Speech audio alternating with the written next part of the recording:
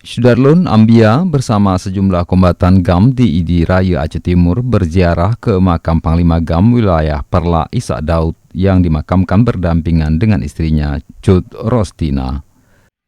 Ambia merupakan anak tertua almarhum dan almarhumah. Kini bersama adiknya Cut Anissa tinggal di rumah nenek mereka. Hari ini merupakan tahun ke-16 Ishak bin Daud dan istrinya meninggal dunia, tepatnya 8 September 2004 silam, dalam sebuah kontak senjata saat Aceh masih dalam konflik bersenjata. Ambia yang kini berusia 20 tahun berharap pemerintah lebih memperhatikan anak kombatan, terutama dalam melanjutkan hidup dan pendidikan mereka.